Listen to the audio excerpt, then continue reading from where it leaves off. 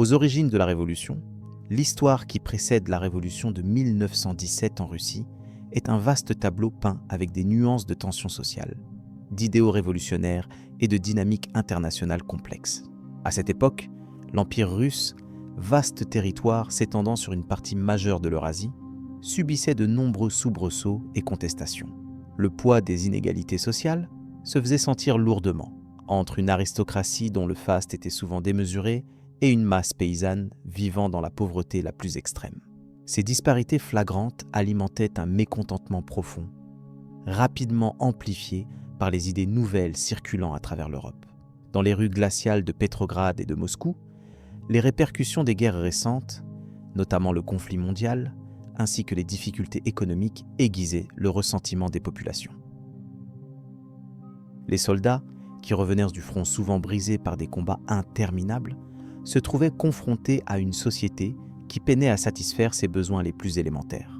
La nourriture se faisait rare et les privations devenaient le quotidien, créant un terreau fertile pour des manifestations et grèves qui s'enchaînaient avec une régularité presque mécanique. Il ne s'agissait pas seulement d'une crise économique, mais d'une véritable remise en question du modèle politique et social. Les idées socialistes, déjà présentes dans le paysage politique russe, prenaient de l'ampleur. Le bolchevisme, avec sa promesse d'un futur égalitaire et prospère, commençait à séduire les masses épuisées et frustrées. Cette doctrine se nourrissait à la fois d'idéaux nobles et d'une propagande qui, il faut bien le dire, amplifiait certaines perspectives avec une verve presque théâtrale. Les slogans proclamés dans les meetings et par les journaux étaient une sorte de musique douce pour les oreilles des opprimés.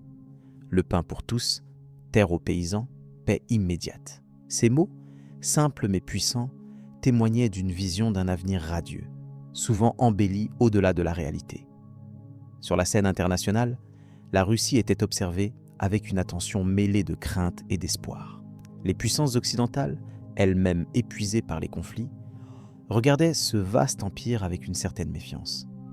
La guerre mondiale avait secoué les empires, et les idéologies révolutionnaires ne faisaient que grandir en influence. Pourtant, au cœur de ce bouleversement, la population russe demeurait une mosaïque de traditions anciennes, de religions diverses et d'aspirations contradictoires. Ce paradoxe créait une ambiance aussi riche que tumultueuse, où le changement semblait à la fois inéluctable et incertain. Il est intéressant de noter que la propagande de l'époque, tout comme celle qui allait suivre, maniait l'exagération avec une habileté particulière. Dans cette période marquée par la tension, on pouvait entendre régulièrement des discours vantant le prolétariat invincible et la lumière nouvelle qui allait rayonner sur le monde. Ce ton presque solennel, un brin excessif, jetait une aura presque mythique sur les futurs acteurs de la Révolution. En réalité, les dirigeants bolcheviques eux-mêmes naviguaient entre des stratégies pragmatiques et une volonté sincère d'imposer un modèle totalement inédit. La dynamique sociale ne se limitait pas à la seule capitale. Le pays tout entier était en ébullition. Les paysans, qui constituaient la majorité de la population, aspiraient à une redistribution des terres depuis des générations. Le slogan « La terre aux travailleurs » résonnait donc comme une promesse palpable, bien que la réalité de son application se révélerait plus complexe. Les ouvriers des usines, quant à eux, réclamèrent des conditions de travail plus décentes et une reconnaissance de leurs droits, ce qui alimentait en parallèle un mouvement social grandissant. Ces groupes, souvent perçus comme amorphes par les élites, devenaient en fait les moteurs d'une révolution qui allait bientôt bouleverser le monde. Pendant cette période, les institutions politiques commençaient à perdre leur légitimité aux yeux du peuple. La monarchie, avec Nicolas II à sa tête, peinait à comprendre l'ampleur du mécontentement populaire. Son régime, marqué par un certain conservatisme rigide, semblait décalé par rapport aux besoins pressants de la nation. Le tsarisme, qui avait régné pendant des siècles, voyait son autorité s'effriter peu à peu devant la montée en puissance des mouvements révolutionnaires. Le climat devenait si électrique que les revendications se mêlaient à la peur d'une débâcle totale, créant un sentiment d'attente lourde et incertaine. Les différentes factions révolutionnaires s'organisaient et se préparaient à une transformation majeure. Les bolcheviks, sous la direction de figures comme Lénine, se distinguaient par leur capacité à mobiliser et à articuler une vision claire. Leur approche, alliant action directe et propagande, s'appuyait sur une lecture stratégique de la situation mondiale. Ils promettaient non seulement un changement politique radical, mais aussi une refonte complète des rapports sociaux. Il était remarquable de constater que leur discours réussissait à captiver, même si, dans le détail, certaines propositions paraissaient utopiques, voire absurdes, lorsqu'on y prêtait une attention plus détachée. L'histoire qui allait suivre était donc pleine de contradictions et de symboles. La révolution de 1917 ne fut pas un simple événement. Elle fut l'aboutissement d'un long processus mêlant désespoir, espoir, calcul politique et rêve collectif. La rapide montée au pouvoir des bolcheviks s'inscrivait dans un contexte où la Russie semblait prête à se transformer radicalement. Ce changement allait bien au-delà des frontières d'un seul pays, affectant la politique mondiale et inspirant tant d'enthousiasme que de crainte à travers le globe. Ainsi se prépare le terrain pour une conversion révolutionnaire dont la portée dépassera largement les espérances initiales. La trajectoire de l'Union soviétique allait être jalonnée de réalisations grandioses autant que d'excès déconcertants. De l'enthousiasme des premières années à l'immensité d'une volonté d'industrialisation, chaque phase porte la marque d'une vision magnifiée et parfois excessivement idéalisée. C'est dans cette atmosphère mêlée de grandeur et d'absurde que s'ouvre le récit de cette période fascinante, dont les échos se feront entendre bien au-delà de 1995. Le regard porté sur ces événements invite à une contemplation calme, presque méditative, où se succèdent faits, légendes et exagérations qui reflètent l'ampleur d'une époque hors du commun. Ce mélange d'éléments sérieux, avec des détails à la fois surprenants et parfois cocasses, confère à l'histoire soviétique une dimension unique, pleinement adaptée à une écoute apaisante qui accompagne progressivement le repos. Progressivement, le récit s'oriente vers les transformations majeures qui surgiront après la révolution elle-même, offrant un passage doux vers la complexité des événements ultérieurs. La naissance de l'Union soviétique. Dans le tumulte de l'année 1917, un événement d'une importance colossale transforma à jamais le paysage politique et social de l'immense territoire appelé Russie. La Révolution, fruit de tensions sociales accumulées et de promesses audacieuses, ouvrit la voie à la formation d'un nouvel ordre, marqué par l'aspiration à l'unité prolétarienne et au progrès collectif. Cette période, empreinte de bouleversements et de remises en question, permit la naissance officielle de l'Union des républiques socialistes soviétiques, le produit unique d'une époque où la volonté d'égalité sociale semblait à la fois noble et inébranlable. Ce récit, fidèle à une démarche d'analyse posée, explore ce moment fondateur avec une attention calme, en dévoilant les enjeux et les paradoxes qui caractérisèrent cette étape cruciale. L'idée d'unir sous la bannière soviétique plusieurs républiques autonomes résulta d'une volonté stratégique visant à forger une puissance fédérale capable de rivaliser avec les nations de l'époque. La création d'un État fédéral permit d'intégrer des territoires aux caractéristiques culturelles et ethniques différentes, en instaurant un système politique fondé sur la centralisation du pouvoir, tout en prétendant respecter l'autonomie locale. Cette démarche, aussi ambitieuse que complexe, reflétait un idéal politique promu à travers des discours enflammés et des slogans martelés à l'envi, tels que « Le camarade prolétaire gouverne sur toutes les terres » ou la célébration du progrès, scientifique immuable et linéaire. La rhétorique grandiose et l'optimisme militant concouraient ainsi à façonner l'image d'un futur radieux, où chaque citoyen deviendrait acteur du changement. Pourtant, derrière cette façade d'unité et de fraternité socialiste, les premières contradictions émergèrent lentement mais sûrement. L'équilibre entre le pouvoir central et les aspirations spécifiques des différentes républiques se révéla délicat. Les mécanismes administratifs, bien que rigoureux, étaient souvent perçus comme des instruments de contrôle autoritaires, ce qui ouvrit la voie à des tensions sourdes. La coexistence de plusieurs peuples, avec leurs langues et traditions distinctes, amplifia la complexité de la gouvernance. Les dirigeants soviétiques durent alors composer avec la nécessité d'imposer un modèle unique tout en feignant d'encourager la diversité culturelle.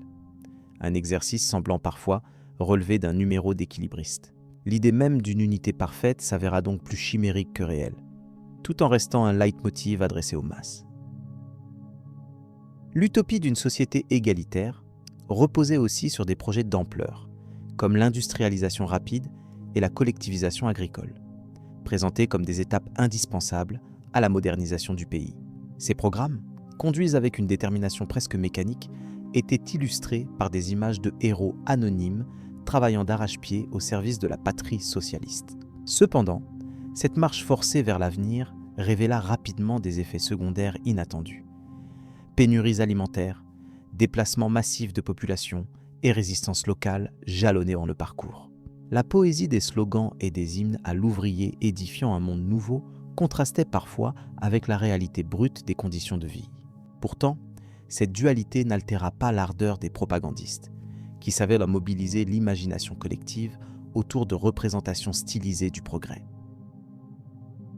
Parmi les figures emblématiques de cette époque, on retrouve des leaders exaltés, dont les discours, bien que calibrés pour inspirer la confiance populaire, portèrent souvent en eux une dose d'ambiguïté. Leurs verbes solennels se voulaient porteurs d'une vérité absolue, rappellent la présence permanente des emblèmes rouges, flanqués de faucilles et marteaux, signes identifiables d'une entité nouvelle et prétendument invulnérable. Dans le même temps, des anecdotes peu connues révèlent une dimension plus légère, comme la tentative de créer des parades à la dimension presque circassienne, mobilisant des milliers de participants dans des chorégraphies où symboles et répétitions favorisaient l'effet hypnotique. Ces démonstrations, oscillant entre grandeur officielle et théâtralité suggestive, donnaient corps à un univers presque surréel, où la réalité basculait parfois dans l'exagération. La période inaugurale de l'Union soviétique fut également un laboratoire social, où se combinaient innovation, contrôle et adaptation. L'éducation, instrument d'endoctrinement autant que d'émancipation, fut systématiquement investie pour préparer une jeunesse imprégnée des valeurs révolutionnaires. Les écoles et institutions culturelles participèrent à diffuser une vision idéaliste de l'histoire et du rôle de l'homme nouveau. Le régime, tout en promouvant l'égalité apparente, établit une hiérarchie rigide, où la loyauté au parti devenait un critère déterminant. Ce paradoxe entre promesses égalitaristes et réalité hiérarchique s'inscrivit donc dès l'origine, souvent masqué par un vocabulaire officiel soigneusement choisi. Confrontée aux défis économiques et aux enjeux géostratégiques, l'Union soviétique développa un arsenal de mécanismes complexes pour maintenir son intégrité. La sécurité intérieure, assurée par des organes puissants, fut l'un des piliers fondamentaux assurant la stabilité du régime. Malgré les discours enthousiastes sur la liberté populaire, un contrôle strict des idées et des oppositions fut exercé, ce qui contribua à forger une atmosphère paradoxale, où la grandeur revendiquée cohabitait avec la surveillance constante. Cette situation incita parfois à des comportements ambigus, où la loyauté de façade servait à dissimuler des doutes ou des résistances subtiles. Enfin, l'image de l'Union soviétique naissante, si elle était empreinte d'exaltation et d'idéalisme, portait aussi en elle les graines d'une complexité qui allait grandir avec le temps.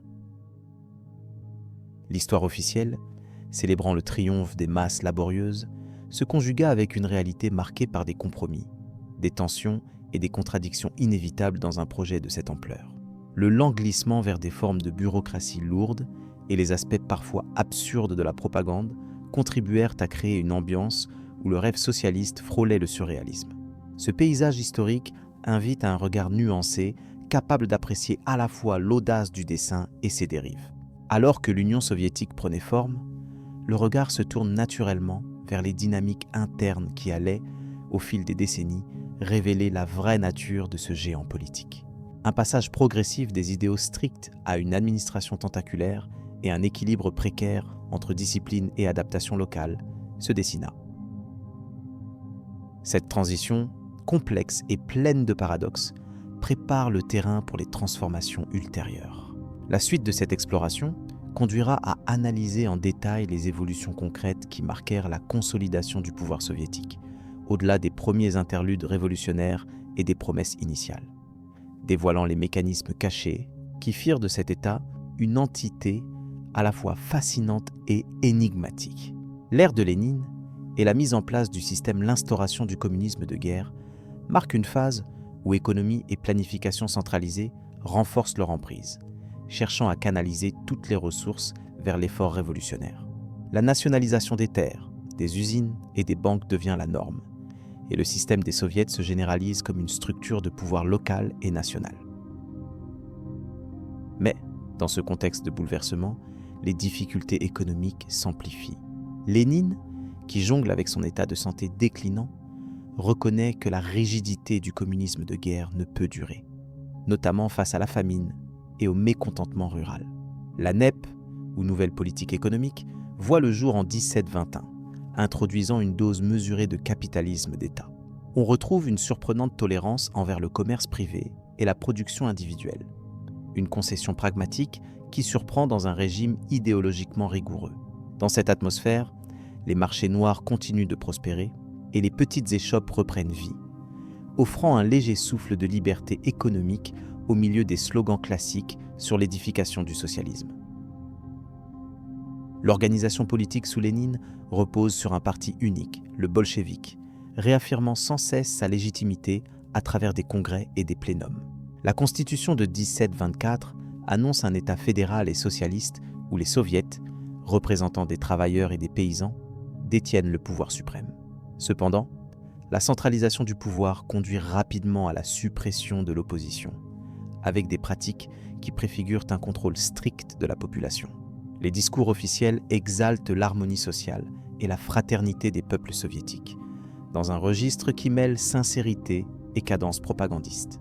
Le culte de la personnalité autour de Lénine, même après sa mort en 1924, construit une image presque mythique du leader révolutionnaire, dont le portrait orne les murs des écoles et des bureaux. La réalité politique s'avère toutefois plus complexe, avec des luttes internes féroces au sein du parti, où des figures comme Trotsky et Staline commencent à dessiner des ambitions personnelles qui influenceront l'avenir du pays. Sur le plan économique, la NEP redéfinit l'activité agricole et industrielle. Le retour partiel au marché libéralisé permet aux paysans de vendre leur surplus, entraînant une augmentation de la production alimentaire. Pourtant, cette libéralisation modérée suscite la méfiance des idéologues les plus orthodoxes, qui y voient une trahison temporaire des idéaux. Le système de rationnement est allégé, et une monnaie stable fait son apparition, proposant un semblant de normalité après les années de désordre. Cette période est aussi marquée par un développement culturel intense, souvent sous le signe du réalisme socialiste en devenir, où l'art doit refléter le rôle édifiant du travailleur dans la construction du socialisme. Les affiches colorées et les slogans exaltant la production soviétique fleurissent partout, tissant une toile visuelle censée galvaniser les masses. Malgré tout, le quotidien demeure ardu pour beaucoup, entre pénurie et rigueur administrative. L'introduction des sovkhozs, ou fermes d'État, ainsi que des kolkhozs, coopératives agricoles, essaie d'organiser la production rurale à une échelle jamais vue. Ces structures expérimentales mêlent collectivisation et gestion étatique, souvent au prix de tensions sociales fortes. Les récits de succès triomphants sont abondants dans la presse officielle, présentant l'image d'une révolution agricole victorienne, malgré la résistance des paysans traditionnels. Les clichés propagandistes abondent, présentant le travail comme un honneur suprême dans une société nouvelle où les héros sont les ouvriers et les agriculteurs. Dans cette ambiance, les mots comme « camarade » et « collectivisation » résonnent quotidiennement, affirmant un vocabulaire spécifique au nouveau régime. Pourtant, derrière ces discours, on devine les efforts parfois chaotiques pour maintenir l'équilibre entre idéaux et réalités pratiques, donnant lieu à des situations à la fois absurdes et fascinantes. Le système éducatif est rapidement aligné sur les objectifs révolutionnaires. L'alphabétisation massive devient une priorité, soutenue par des campagnes dynamiques qui visent à éradiquer l'ignorance dans les vastes étendues soviétiques. Les jeunes pionniers arborent fièrement leur foulard rouge comme un symbole visuel d'appartenance et de fidélité à l'État. Cette jeunesse nouvelle est censée incarner l'avenir radieux promis par la Révolution, évoluant dans un environnement où le travail collectif et la discipline sont les maîtres mots. Les manuels scolaires intègrent à la fois des connaissances scientifiques et des leçons idéologiques, préparant chaque enfant à son rôle de citoyen modèle. Dans les campagnes comme dans les villes, l'éducation devient un instrument majeur de transformation sociale. bien qu'elles servent aussi à renforcer la cohésion autour des objectifs du parti unique. En matière de culture, malgré une certaine sauvagerie politique, une floraison artistique s'amorce, oscillant entre innovation expérimentale et normes imposées. Les avant-gardes, poussés par des esprits libres comme Malevich ou Chagall, rencontrent d'abord un intérêt officiel, avant que le réalisme socialiste ne s'impose comme doctrine dominante. Les artistes et intellectuels se retrouvent souvent à devoir concilier créativité personnelle et exigence politique, donnant lieu à des œuvres parfois singulières, où exaltation politique et esthétique se mêlent curieusement.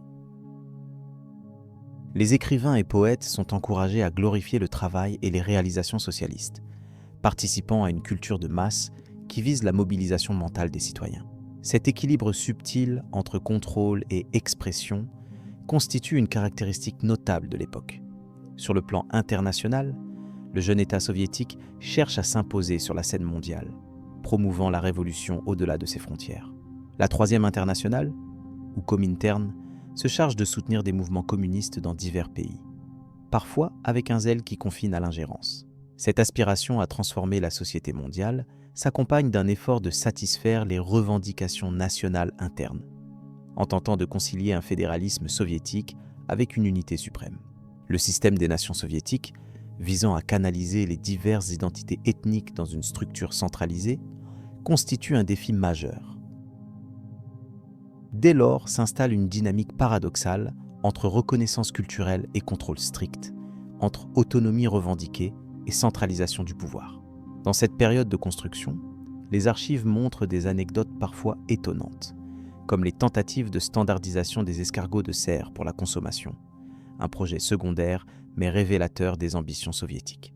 On évoque aussi les expériences concernant la musique révolutionnaire, où chants et hymnes officiels sont composés en quantité industrielle pour accompagner chaque étape officielle, du lever du jour à la fin du travail. De même, les slogans, porteurs d'espoir ou de combativité, se transforment en ritournelles que chacun apprend par cœur, façon une berceuse un peu martiale pour cette nouvelle société. Ces détails, tout en apparence secondaires, participent à l'édification d'un imaginaire collectif impressionnant par sa densité et sa singularité. La transition entre la direction de Lénine et le règne qui s'annonce est marquée par la disparition progressive du fondateur. Son corps, embaumé et exposé dans un mausolée, devient un objet de vénération quasi religieuse, installant une tradition qui persistera pendant plusieurs décennies. Ce culte très codifié illustre le mélange complexe d'idéologie et de réalité politique soviétique, où la figure du dirigeant s'estompe tout en s'éternisant symboliquement.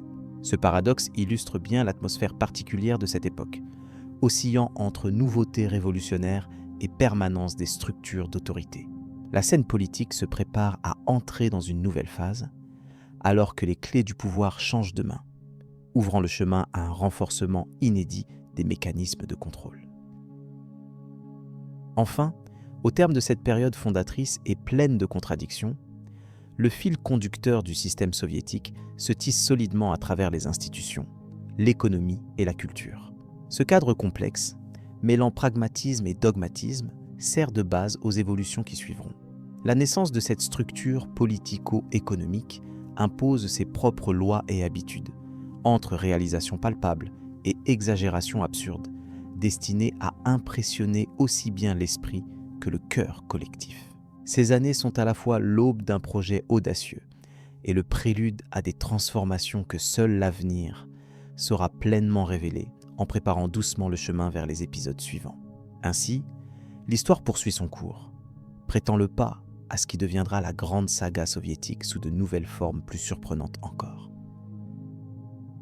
Staline et la construction du mythe. Au début des années 1917, la Russie impériale s'effondrait dans un tourbillon d'événements qui allaient façonner le siècle à venir. La Révolution d'octobre installa un régime nouveau, fondé sur les idéaux du marxisme-léninisme, qui ambitionnait de transformer radicalement la société. Parmi les figures qui émergèrent de ce chaos, Joseph Staline occupa bientôt une place singulière, prenant progressivement le contrôle du pays avec une poigne ferme et une vision autocratique. Ce personnage devint une icône, une figure presque mythique qui symbolisait à elle seule la puissance et les contradictions de l'Union soviétique. La construction de ce mythe stalinien ne se fit pas sans effort ni contradiction. Staline fut présenté comme le père bienveillant du peuple, le maître d'œuvre d'une modernisation rapide, par l'intermédiaire des célèbres plans quinquennaux. Ces plans promettaient une croissance économique fulgurante, une industrialisation accélérée et une transformation radicale de la société paysanne en une nation d'ouvriers et d'ingénieurs. Cependant, derrière les slogans triomphalistes se cachaient des réalités souvent cocasses, parfois absurdes, qui défiaient la logique du simple bon sens. Les usines dataient pas mal en avance sur leur temps, en quelque sorte dans le futur envisagé, avec des calendriers de production dignes de la plus folle des utopies. On peut imaginer que chaque machine devait fonctionner à plein régime jour et nuit, sans répit ni pause. Tandis que des chiffres astronomiques, difficiles à vérifier, étaient quotidiennement annoncés à la radio et dans la presse. Ces chiffres emplissaient les cœurs de fierté et les pages des journaux, transformant chaque effort en une sorte de compétition patriotique sans fin. Ce zèle industriel contribua à forger l'image d'une nation invincible, capable de rivaliser avec les puissances occidentales. Paradoxalement, la pression sur les ouvriers, les ingénieurs et les paysans se traduisait aussi par des conséquences pour le moins inattendues. Par exemple, dans la course à la production d'acier, certains commissariats rapportèrent des chiffres plus élevés grâce à des méthodes peu orthodoxes, comme le comptage multiple des mêmes matériaux ou la déclaration de résultats avant leur achèvement effectif. Ces petites astuces bureaucratiques, bien que tolérées tacitement, créèrent une vision quelque peu décalée de la réalité économique soviétique. Mais elles contribuaient à renforcer le mythe d'une industrie florissante et d'un progrès inarrêtable. Les campagnes n'étaient pas en reste. La collectivisation, imposée à la force sous la direction ferme des autorités, visait à abolir la propriété privée des terres pour créer des fermes collectives. Ce mouvement, justifié par des arguments idéologiques et présenté comme la clé du développement agraire, provoqua cependant des désordres majeurs. Les récoltes connaissaient des fluctuations étranges, parfois d'une année sur l'autre, oscillant entre chiffres officiels honorables et pénuries réelles sur le terrain. La résistance des paysans, qualifiée souvent de « ennemis du peuple », fut traitée avec une sévérité extrême, renforçant le climat de terreur latent. Staline, au-delà de sa fonction politique, devint l'incarnation d'un paternalisme autoritaire. Son portrait monumental trônait dans les places publiques et son nom résonnait dans les discours, imprimant dans les esprits une présence constante. La figure du dirigeant assura une unité symbolique, aussi bien dans la victoire que dans le tragique, couvrant d'un manteau de grandeur les épisodes parfois absurdes ou cruels du régime. Ce culte de la personnalité, soigneusement entretenu, contribua à masquer les réalités complexes derrière des images parfaitement codifiées. Le système éducatif et la culture popularisèrent cette légende. Les enfants apprenaient à réciter des poèmes célébrant la sagesse et la force du chef, tandis que les arts plastiques et la musique glorifiaient les constructions du socialisme. La propagande, omniprésente, ancrée dans la routine quotidienne, transformait chaque fait historique ou économique en un épisode héroïque. Cette transformation s'appuyait souvent sur des exagérations maîtrisées et des formules toutes faites, qui se répétaient avec une régularité hypnotique, comme des mantras destinés à forger une conscience collective. Cela n'excluait pas pour autant certaines erreurs incongrues ou des idées qui semblèrent sortir tout droit d'un conte décalé.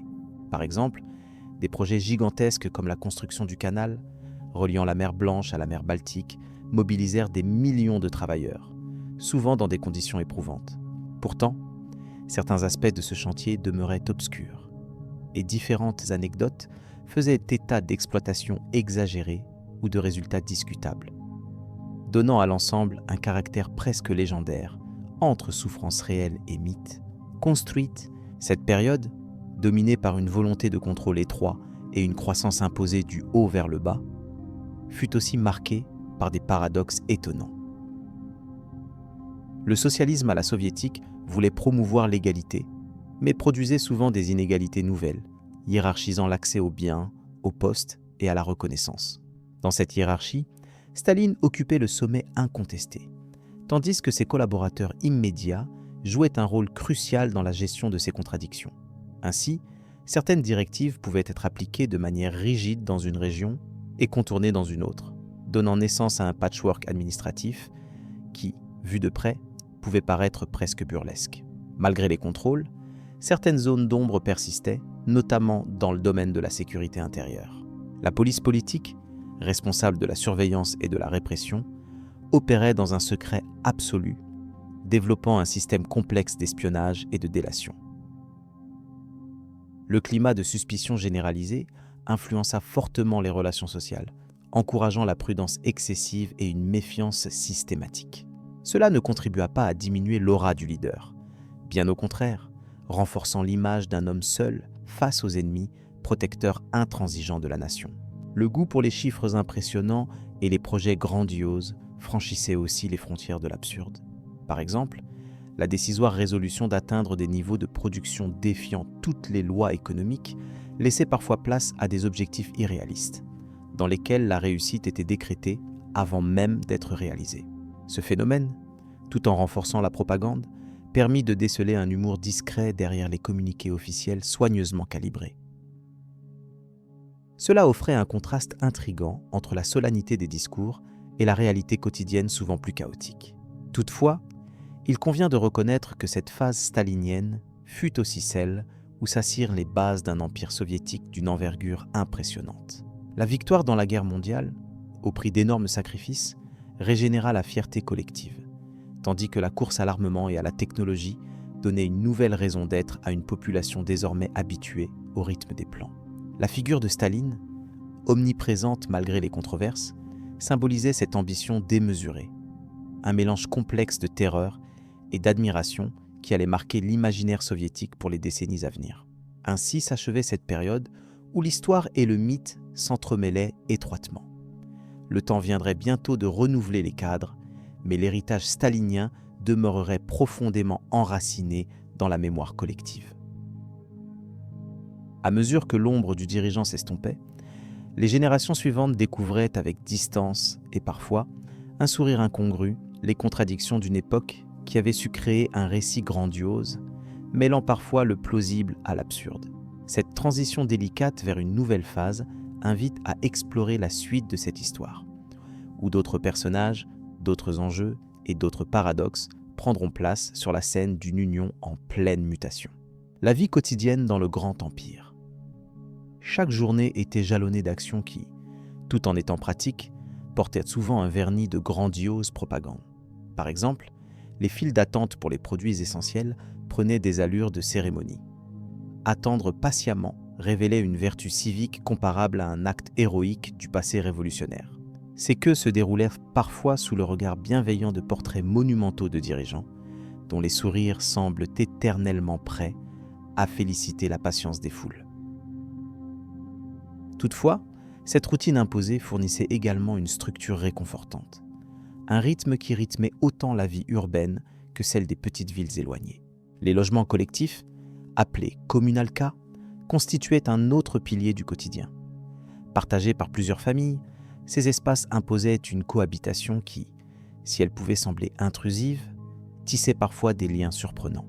Chacun avait ses règles tacites, ses secrets bien gardés et ses petites révoltes silencieuses. Cette promiscuité favorisait aussi le développement d'une solidarité fragile mais sincère. Le léger bruit d'une casserole mal fermée ou d'un rire étouffé traversait les murs fins, témoignant d'une humanité simple et persistante, malgré l'immense appareil idéologique qui semblait dicter chaque geste. Les repas étaient un reflet intéressant de la société soviétique. La table se prêtait à un cérémonial où les plats n'étaient pas simplement nourriture, mais symbole de partage et de frugalité célébrée. Le bortsch, devenu presque un mythe culinaire soviétique, accompagnait fidèlement chaque repas familial.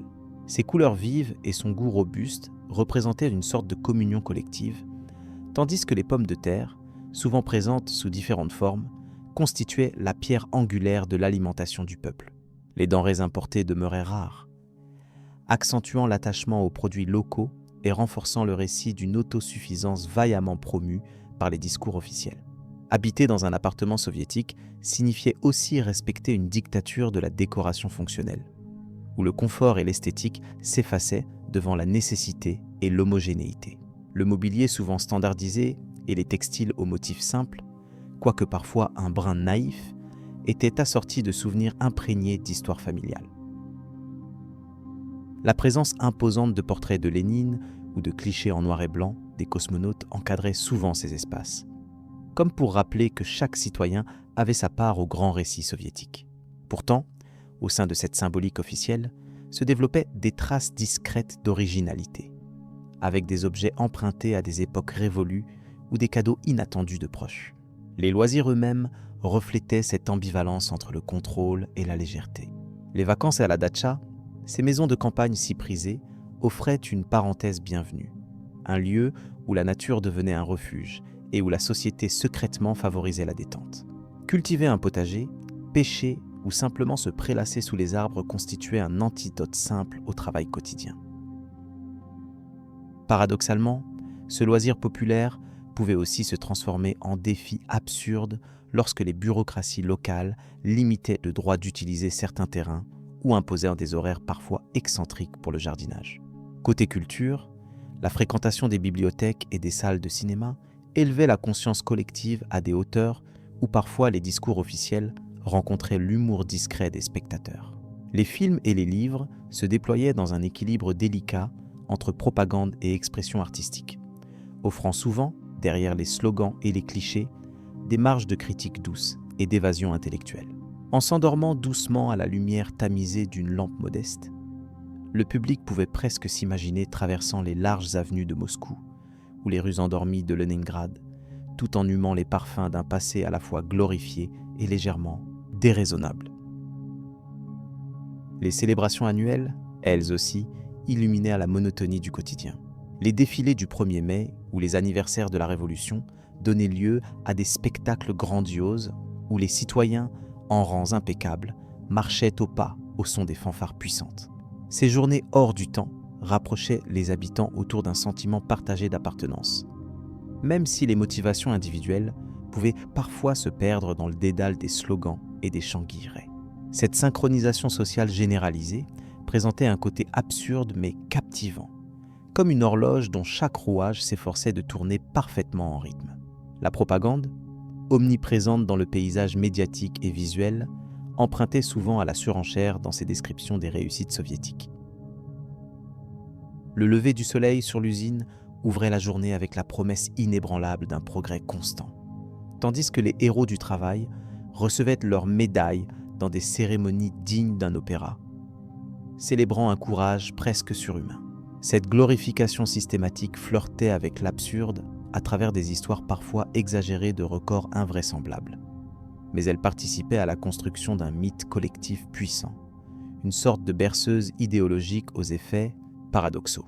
Dans les transports en commun, les foules compactes et disciplinées témoignaient du caractère ordonné de la société urbaine. Les tramways et métros, propres et souvent décorés par des mosaïques illustrant les exploits du peuple, représentaient des lieux où les vies se croisaient silencieusement. Les conversations y étaient souvent murmurées ou même absentes, comme si le grondement régulier des wagons instaurait un tempo enveloppant, invitant à une forme tranquille de méditation collective. Ces trajets devenaient ainsi des moments suspendus où chacun, entre fatigue et résignation, pouvait rêver à des glorieuses perspectives promises par les discours officiels. Il est intéressant de noter que l'éducation, pilier fondamental du régime, instaurait une discipline rigoureuse teintée d'une pédagogie qui nourrissait à la fois la mémoire historique et un sens aigu de la responsabilité sociale. Les salles de classe, dépouillées d'extravagance, accueillaient des générations entières d'élèves soumis à un curriculum où l'histoire du parti occupait une place prépondérante. Dans ce contexte, la répétition des slogans et des faits triomphants devenait une routine dont la précision mécanique favorisait l'endormissement mental progressif, tout en gravant profondément dans l'inconscient collectif un récit national homogène et inébranlable. La santé publique, quant à elle, faisait appel à un système dont la simplicité fonctionnelle recelait parfois ses propres contradictions. Les dispensaires et hôpitaux publics, dressés en monument de l'État-providence, offraient des soins universels à la population. Mais les ressources limitées imposaient souvent des files d'attente et des délais que la patience soviétique traitait, presque comme une épreuve initiatique. Les prescriptions médicales pouvaient alors contenir des remèdes dont l'efficacité oscillait entre la science rigoureuse et les croyances populaires, manifestant encore une fois la coexistence d'un pragmatisme tenace et d'une certaine crédulité résiduelle. Le sport, un élément valorisé pour la formation du corps et de l'esprit, occupait une place de choix dans la vie quotidienne. Les gymnases publics et les stades modestes rasaient parfois le ridicule lorsqu'ils offraient des entraînements acharnés à de jeunes talents qui rêvaient de couvrir la terre de gloire pour le drapeau rouge. Les exploits olympiques, relayés avec fierté par la presse d'État, contribuaient à nourrir un sentiment de supériorité tranquille, tandis que les pratiques sportives répétitives se transformaient en cérémonies d'un style presque sacré. Ces rituels collectifs, quoique parfois perçus comme excessifs, renforçaient la cohésion sociale. Dans cette atmosphère, les médias écrits jouaient un rôle crucial à travers leurs pages, où le sérieux officiel côtoyait parfois des anecdotes volontairement légères et des caricatures qui rendaient la réalité plus accessible. Les journaux expédiaient les nouvelles dans des colonnes où la victoire et le progrès s'enchaînaient, mais où l'on pouvait aussi trouver des conseils pratiques pour la vie domestique, des recettes culinaires adaptées aux produits de la saison, ou encore des idées pour décorer son appartement avec des moyens modestes. Cette chasse aux détails du quotidien, mêlée à l'idéologie, construisait patiemment une sorte d'univers parallèle empreint de contradictions doucement harmonisées. À travers ces expériences presque monotones, mais soigneusement animées par des éléments de spectacle social, la population soviétique s'imprégnait d'un rythme où la grandeur proclamée et les petites absurdités du quotidien s'entremêlaient délicatement. Les histoires exagérées de héros du travail, les symphonies des cérémonies publiques et les menus toujours similaires des cantines ouvrières se coulaient dans le même récit. Quoi qu'on en pense, ce grand empire offrait ainsi un cadre singulier, un théâtre d'opération où chaque individu pouvait trouver, malgré les contraintes, une forme inattendue de sens et de participation collective. Cette narration, oscillant entre le sérieux historique et la douceur ironique, entraîne doucement vers une méditation où l'on peut envisager, en fermant les yeux, les longues avenues bordées de bouleaux, les silhouettes des statues colossales à peine, baignées par la lumière des étoiles, et le souffle régulier d'une société qui, malgré ses excès et ses rigidités, sut laisser une empreinte indélébile. Cela conduit naturellement vers la prochaine étape de cette chronique, où seront explorés les mécanismes plus précis du pouvoir et les paradoxes internes qui préparèrent inexorablement la fin d'un temps, marqué par tant d'espoir comme par des contradictions impossibles à effacer. La Seconde Guerre mondiale et la victoire. La Seconde Guerre mondiale tient une place incontournable dans l'histoire de l'Union soviétique, un épisode où réalité et propagande s'entremêlent avec une force presque poétique. Le conflit, souvent qualifié de grande guerre patriotique dans les discours officiels, commença officiellement pour l'Union soviétique le 22 juin 1981, jour où le terrible opéra militaire connu sous le nom d'Opération Barbarossa fut déclenché par l'Allemagne nazie. Ce jour-là, l'inattendu frappa les frontières soviétiques qui jusque-là semblaient inviolables, car la paix pactée avec le voisin occidental avait installé une torpeur trompeuse. Au cours de ces premières heures, l'immensité du territoire soviétique apparut à la fois comme un avantage stratégique et un défi logistique immense. Malgré une capacité industrielle bouillonnante, les lignes de défense semblaient plus fragiles que prévu devant l'assaut éclair des panzers. Les récits officiels évoquent une résistance héroïque immédiate, une armée qui se relève en dépit de la surprise et des pertes. Cette narration, répétée à l'envi dans les journaux et les discours, traduit la volonté politique de transformer chaque sacrifice en un mythe fondateur. Dans la population, un mélange complexe d'effroi et d'orgueil se répandit silencieusement. Le choc de la guerre se traduisit par une mobilisation massive, mais aussi par une propension remarquable à la résilience. Les usines, les fermes collectives, les universités s'adaptèrent pour soutenir l'effort de guerre avec une énergie presque mécanique. Cette dynamique fit naître l'image d'un peuple dont la force n'était pas seulement dans les armes, mais dans l'engagement collectif, parfois accentué par une prose officielle teintée d'une douce ironie sur la fraternité des peuples soviétiques. Les combats furent longs et acharnés, ponctuée de victoires célébrées avec éclat et de défaites parfois occultées sous un voile de silence. Le siège de Leningrad, évoqué par les manuels soviétiques et internationaux, reste un épisode emblématique de cette époque, où la terreur se mêlait à la dignité humaine dans une chambre froide et inhospitalière. Malgré tout, la ville survécut à un siège de plus de 900 jours, renforçant la croyance en une nation capable de tout endurer, nourrie par une rhétorique officielle souvent excessive, mais pas sans fondement. Parallèlement à ces épreuves directes, l'Union soviétique connut également des développements industriels et scientifiques qui surprennent par leur avance dans certains domaines, du lancement des premiers programmes d'armement au perfectionnement des technologies militaires. Ces progrès sont souvent décrits avec un certain orgueil patriotique dans les archives soviétiques, où chaque innovation est l'honneur d'une nation résolument tournée vers son avenir. Il faut toutefois souligner qu'il s'accomplissait dans un contexte de privation et de répression, où les exigences du régime balayaient parfois toute forme de contestation ou de nuance historique. La participation des femmes dans l'effort de guerre mérite une mention particulière. Elles occupèrent des postes dans l'industrie, la recherche, mais aussi directement sur le front, comme tireuses d'élite ou pilotes. Ces figures féminines, souvent célébrées dans le folklore soviétique, incarnent un aspect à la fois héroïque et pragmatique de cette époque où chaque citoyen était appelé à contribuer, avec une rigueur presque militaire, à la survie collective. Quant aux célébrations de la victoire, elles furent, dans la pure tradition du spectacle soviétique, impressionnantes et soigneusement orchestrées.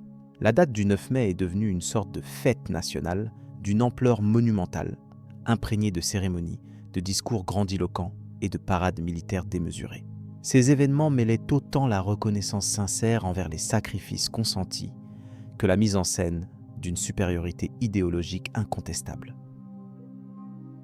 Cette atmosphère contribuait à renforcer la cohésion sociale, tout en entretenant un certain folklore patriotique parfois caricatural. Cette vision grandiose de la guerre, bien qu'empreinte d'exagération, nous invite à considérer ce remarquable arc historique sous l'angle d'une fable collective, où triomphent l'endurance et la persévérance, doublées d'une ironie presque implicite sur les excès de la propagande. Il est difficile de séparer totalement le mythe de la réalité, tant les deux se sont imbriqués dans le récit soviétique pour bâtir un monument durable à la résistance et à la victoire. Au-delà des champs de bataille, cette période est également marquée par de nombreux événements politiques intenses, comme les conférences internationales qui redessinèrent la carte du monde d'après-guerre. L'Union soviétique, désormais grande puissance, élargit son influence en Europe de l'Est et ailleurs, redéfinissant l'équilibre mondial dans ce que l'on appellera bientôt la guerre froide. Cet environnement lourd de tensions diplomatiques et d'alliances changeantes donna naissance à une nouvelle réalité géopolitique dictée souvent par des discours idéologiques porteurs de promesses et d'intimidation. Dans cette atmosphère, les icônes de la guerre furent multipliées, allant des chefs militaires aux simples soldats anonymes, en passant par les travailleurs des usines et les enfants des écoles patriotiques. Tous participaient à une vaste entreprise collective d'identification autour d'un récit héroïque, souvent narré avec un sérieux teinté d'une douce ironie à retardement. La construction de cette mémoire façonna la culture populaire et l'éducation, contribuant à une perception de l'histoire mêlant fierté et un certain détachement critique. Enfin, il est intéressant d'observer les détails parfois absurdes qui émergent lorsqu'on s'attarde sur la manière dont ces récits furent amplifiés et réinterprétés par la culture officielle. Les proclamations grandiloquentes sur la supériorité du modèle soviétique se doublèrent d'une série de stéréotypes sur la vie quotidienne et les valeurs du peuple, souvent éloignés de la réalité, mais efficaces pour renforcer le consensus. Ces constructions imaginaires ajoutent une touche presque burlesque à une époque autrement lourde de conséquences dramatiques. Ainsi, ce voyage à travers la Deuxième Guerre mondiale, entre réalité historique et narration idéologique, ouvre la porte à une compréhension plus nuancée de l'Union soviétique. Nous pouvons saisir la complexité d'un temps où le gigantesque et le quotidien se mêlaient étroitement au sein d'un récit collectif à la fois grandiose et familier. Ce panorama invite calmement à poursuivre vers la suite de l'histoire soviétique, où les défis de la guerre froide prendront progressivement le relais, apportant leur propre lot d'épisodes captivants et d'images parfois tout aussi saisissantes. Le temps de la reconstruction et la guerre froide.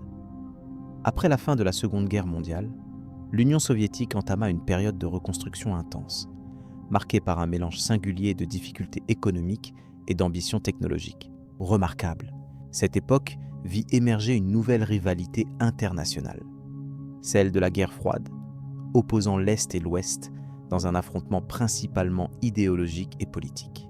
Le pays tentait de redresser son économie dévastée tout en affirmant sa position de superpuissance mondiale, suivant les principes rigides du marxisme-léninisme qui guidaient ses dirigeants. Les slogans propagés à cette époque reflétaient avec constance la volonté de progrès, d'égalité sociale et de puissance militaire. Le fameux appel à construire le communisme dans un horizon proche était souvent répété dans les discours officiels. Pourtant, derrière ces expressions convenues, la réalité quotidienne des citoyens faisait apparaître un contraste parfois saisissant entre la rhétorique triomphante et les nécessités matérielles. Paradoxalement, alors que les usines fonctionnaient à plein régime, les rayons des magasins semblaient souvent plus vides qu'emplis, témoignant d'un certain décalage entre production et satisfaction des besoins essentiels. Le progrès scientifique et technologique constituait néanmoins un pilier important de cette période.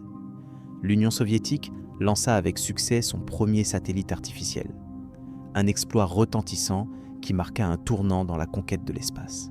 Imaginez cette capsule minuscule, nommée Spoutnik, orbitant silencieusement autour de la Terre, symbolisant la capacité d'un pays à rivaliser avec son grand rival occidental. Ce succès fut suivi de nombreuses autres avancées dans la technologie nucléaire, l'aéronautique et la robotique, illustrant l'ambition d'une nation en pleine effervescence scientifique. Cependant, l'absurdité populaire entourant certains aspects de la propagande soviétique ne manquait pas de susciter un léger sourire. L'affirmation selon laquelle chaque citoyen contribua à construire le paradis socialiste apparaissait parfois comme une caricature de lieu commun. On racontait que les slogans officiels étaient tellement omniprésents qu'ils semblaient même habiter les murs des appartements collectifs, à force d'être répétés à l'infini lors des journées de travail ou des réunions politiques. Ces expressions, quoique répétées avec ferveur, prenaient ainsi une forme presque rituelle, un peu comme une berceuse monotone chantée par l'État lui-même. Sur le plan international, le monde se divisa nettement en deux blocs antagonistes. D'un côté, le bloc soviétique regroupait les pays liés par des alliances politiques et économiques étroites, souvent sous le contrôle strict de Moscou. De l'autre, les démocraties occidentales, menées par les États-Unis, opposèrent leur modèle de capitalisme libéral. Cette confrontation se manifesta tant dans les domaines diplomatiques que dans la course aux armements, chaque camp cherchant à impressionner l'autre par la puissance de ses armes nucléaires. Le spectre d'une guerre totale était omniprésent, mais toute escalade directe fut évitée au profit de missions d'espionnage et de manœuvres politiques sournoises. La vie dans les États membres du bloc soviétique reflétait ces tensions entre la volonté d'embrasser une modernité technologique et le contrôle permanent exercé sur la vie quotidienne. Il n'était pas rare que la population ressente un décalage entre les rêves grandioses annoncés dans les plans quinquennaux et la réalité des pénuries ou du rationnement. Pourtant, la culture officielle tentait de proposer une image d'unité et de fraternité prolétarienne, renforcée par des fêtes nationales et des cérémonies grandioses où la musique patriotique et les discours idéologiques rythmaient les temps forts de l'année. Le paradoxe entre les slogans exaltant la liberté collective et la réalité d'un contrôle étatique strict se traduisit aussi dans le domaine culturel. Les artistes, écrivains et musiciens officiant sous la censure stricte de l'appareil d'État devaient concilier leur créativité avec l'orthodoxie marxiste. Ceux qui s'en éloignaient risquaient l'exclusion ou la répression. Mais cette contrainte provoqua parfois des réactions inattendues, créant des formes d'expression pleines d'ironie dissimulée ou d'exagération délibérée, source d'un humour délicat, parfois à peine perceptible mais bien présent. Dans les sphères scientifiques, une forte rivalité s'installa également entre les deux blocs. Outre la conquête spatiale, la recherche fondamentale en physique nucléaire, chimie et médecine reçut des moyens considérables. Cette dynamique généra de nombreuses innovations, parfois teintées de propagande, destinées à prouver la supériorité du système soviétique. Par exemple, la mise au point de vaccins et de traitements médicaux était souvent saluée comme la manifestation tangible de la solidarité socialiste dans la lutte contre les maladies, contrastant avec l'image perçue de la médecine capitaliste. Les infrastructures urbaines, connues sous le nom de villes nouvelles, virent le jour dans de nombreuses régions industrielles du pays. Elles illustraient le rêve d'une société organisée harmonieusement, où le logement, le travail et les loisirs se combinaient sous un contrôle étatique strict. Les immeubles collectifs, parfois décriés pour leur esthétique austère, représentaient aussi un progrès social à l'époque, offrant un accès étendu au confort moderne à des millions de personnes. Cette architecture fonctionnelle communiquait de facto un message d'égalité et de rationalité qui se voulait en opposition avec le chaos du capitalisme. Le sport fut aussi un domaine emblématique de cette période. L'Union soviétique investit massivement dans la formation d'athlètes de haut niveau, qui devinrent des instruments de prestige international. Les succès olympiques étaient perçus comme la preuve tangible de la supériorité morale et physique du peuple soviétique, renforçant le sentiment d'appartenance collective. Cette mise en scène sportive ne dissimulait pas toujours des dérives, mais elle renforça l'image officielle du pays en tant que croisée d'un idéal d'endurance, de force et de discipline. Parallèlement à ces aspects, le système éducatif répondait à des objectifs bien définis d'endoctrinement et d'émancipation technique. Les écoles mettaient un accent particulier sur les sciences exactes, la formation ouvrière spécialisée, tout en inculquant aux jeunes générations le rôle historique de l'Union soviétique comme bâtisseuse du communisme. Les manuels scolaires, souvent riches en illustrations officielles et récits héroïques, participaient à façonner une mémoire collective nourrie d'un optimisme presque mécanique et de références patriotiques soigneusement répétées. À mesure que les décennies s'écoulaient, les contradictions internes se firent plus visibles. La rigidité du système politique, le refus de réforme, ainsi que la stagnation économique commencèrent à peser lourdement sur la société. Les échanges culturels restreints et la surveillance permanente ajoutèrent une dimension kafkaïenne à la vie quotidienne. Malgré cela, la nostalgie pour cette époque se manifesta souvent après la fin du régime, témoignant des paradoxes complexes d'un empire qui sut instaurer une forme d'ordre tout en suscitant critique et ironie. On peut donc regarder cette période comme une longue berceuse monotone, rythmée par des slogans et des exploits technologiques, par des récits de grandeur souvent amplifiés jusqu'à la caricature, et par des réalités humaines oscillant entre la contrainte et l'espoir. C'est dans ce contexte que les années 80 s'ouvrirent sur un monde en mutation, annonçant les transformations profondes qui allaient bientôt bouleverser cet univers figé, préparant ainsi le terrain aux événements qui suivirent. Ainsi, le temps avançait doucement vers une nouvelle ère, où le poids du passé soviétique se ferait sentir de manière encore plus palpable. La culture soviétique et ses paradoxes. Les années qui ont suivi la Révolution se sont révélées pour le moins fascinantes à observer, surtout quand on considère la place particulière qui occupait les arts. Dans le vaste espace du projet soviétique, l'art ne se contentait jamais d'être simple expression personnelle. Il était revendiqué comme une force constructive pour l'édification d'une société nouvelle. Ainsi, les peintres, écrivains et musiciens étaient invités à s'inscrire dans une ligne esthétique claire et prévisible, celle du réalisme socialiste, un courant aussi rigoureux dans ses règles qu'ambitieux dans ses objectifs. Ce réalisme socialiste imposait que toute œuvre d'art glorifie le travail, le peuple et évidemment le parti. Cependant, malgré cette contrainte apparente et surtout cette centralisation idéologique, la créativité ne s'est pas totalement éteinte. Au contraire, des artistes parfois très ingénieux ont su glisser entre les mailles du filet pour offrir des œuvres marquées d'une poésie discrète, ou encore d'une ironie subtile qui échappait à la censure. La littérature, en particulier, cultivait ces jeux subtils où les sous-entendus prenaient la relève des déclarations claires. L'humour, souvent l'arme la plus légère contre la lourdeur de la doctrine, s'incarnait dans la satire, un genre délicat qui devait faire preuve de beaucoup d'habileté pour ne pas tomber sous les coups d'une réprobation soudaine. Ainsi, certaines œuvres paraissaient spécialement conçues pour être comprises entre les lignes. Un roman pouvait se montrer profondément conforme aux exigences officielles, tout en cachant à qui voulait bien chercher. une moquerie à peine voilée des absurdités du quotidien. Ces subtilités expliquent pourquoi le paysage culturel soviétique est bien moins uniforme qu'il ne le paraît en première approche.